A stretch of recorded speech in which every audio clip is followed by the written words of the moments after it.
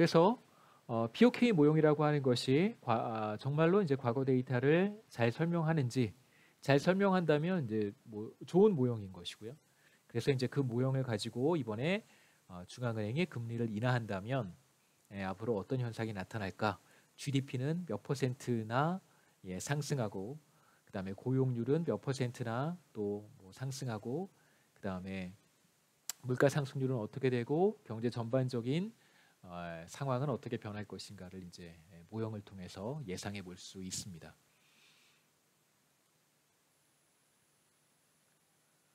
자, 이번 학기에 이제 우리는 거시경제학을 어떻게 공부할 것인가 뭐 간단하게 말씀을 드리겠습니다.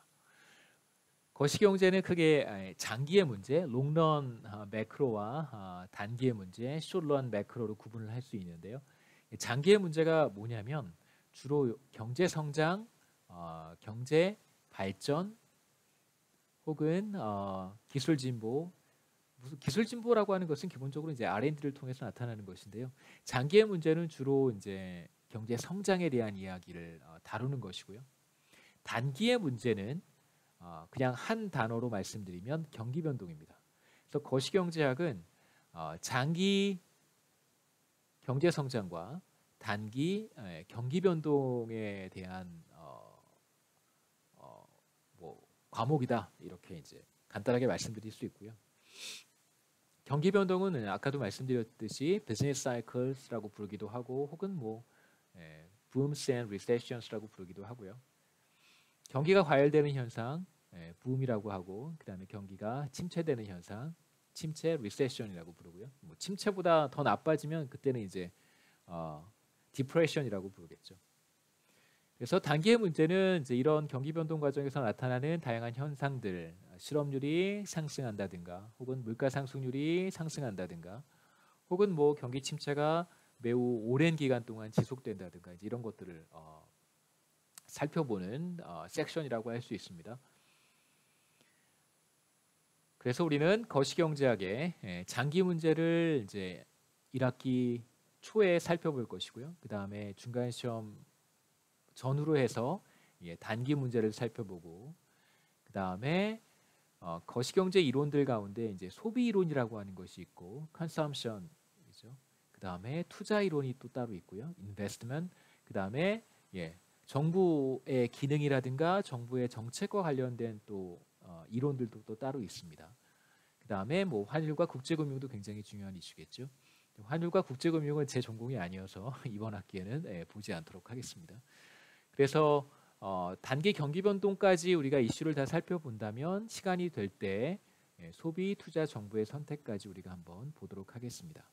그 다음에 뭐 10년 전 이야기지만 벌써 글로벌 금융위기가 왜 초래가 됐고, 글로벌 금융위기로 인해서 거시경제가 어떻게 반응을 했는가를 보는 것도 거시경제학을 이해하는 데 큰 도움이 된다고 생각하기 때문에 금융시장의 역할과 금융시장과 매크로 이코노미의 사이의 관계를 이제 간단하게 여러분들께 설명해 드리도록 하겠습니다.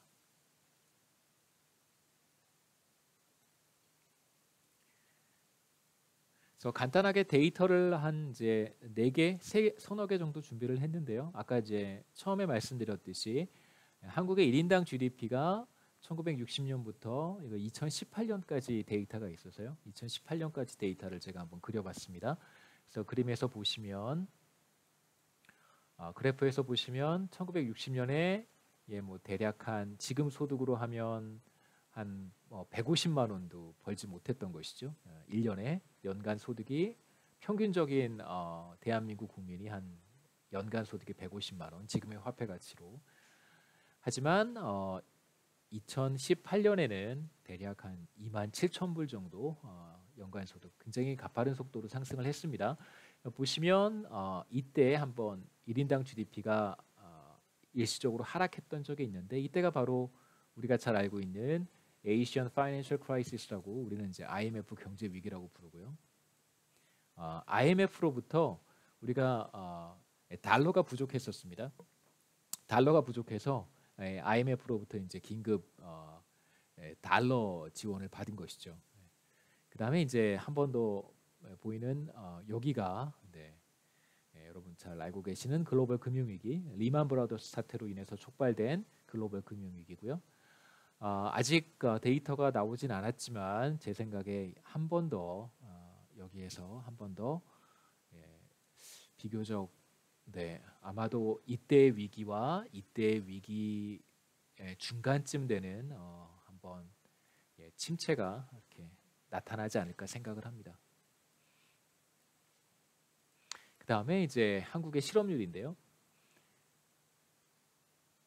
1999년에 98년, 99년에 IMF 경제 위기를 맞으면서 실업률이 8%를 넘었던 적이 있습니다.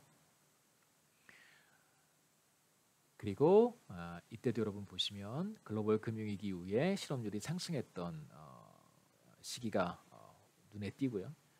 그 다음에 이제 어떤 모습을 보일지는 또 잘 모르겠습니다. 작년 말에 실업률이 크게 하락했다가 다시 이제 올라가는 모습이 보이고요. 여러분들께서는 이런 그림을 보실 때 두 가지를 같이 생각하셔야 됩니다. 실제 실업률이, 액추얼 실업률이 어떻게 이제 움직이는가도 한번 보시고, 그 다음에 이제 하나 더 생각해 보실 만한 것은 장기적인 트렌드라고 하는 것을 이렇게 한번 생각해 보실 수도 있을 거예요. 이렇게 이런 트렌드가 있을 것입니다. 이렇게 제가 그림을 한번 그려봤는데요. 이런 트렌드도 한번 같이 마음속으로 생각해 보셔야 돼요. 왜 이 두 가지를 이제 구분해서 볼 필요가 있는지는 제가 또 말씀을 드리겠습니다. 데이터를 보실 때는 장기적인 트렌드도 같이 한번 생각해 보시기 바랍니다.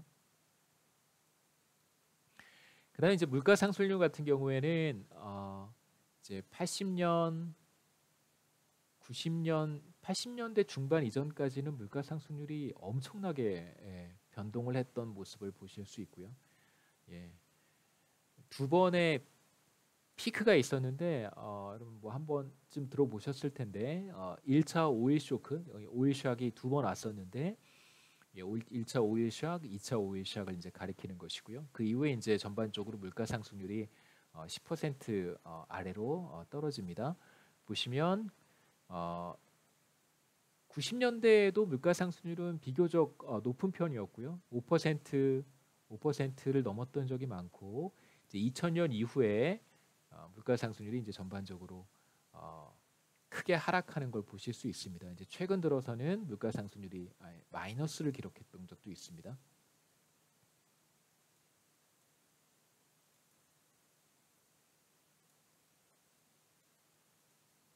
그래서 마지막 그림은 이제 국내 수출 규모에서 이제 수입 규모를 차감한 것이고, 이것을 우리가 순수출 혹은 뭐 net export라고 부르는데요.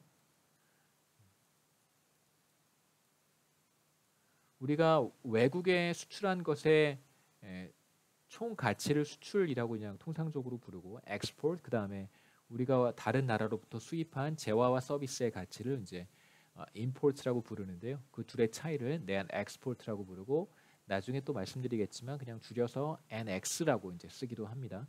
net export라고 해서요. 2000년 대략 이전까지는 순수출이 마이너스였습니다. 그래서 수출하는 것보다 수입하는 것이 더 많았다라고 볼 수 있고요. 순수출을 이제 GDP 대비 비율로 표시를 했습니다. 그래서 대략 심할 때는 GDP의 10%까지 수입이 수출을 초과했었고요. 2000년 이후에는 이제 순수출이 플러스로 돌아서서 수출이 수입보다 크다는 것을 여러분 확인하실 수 있습니다.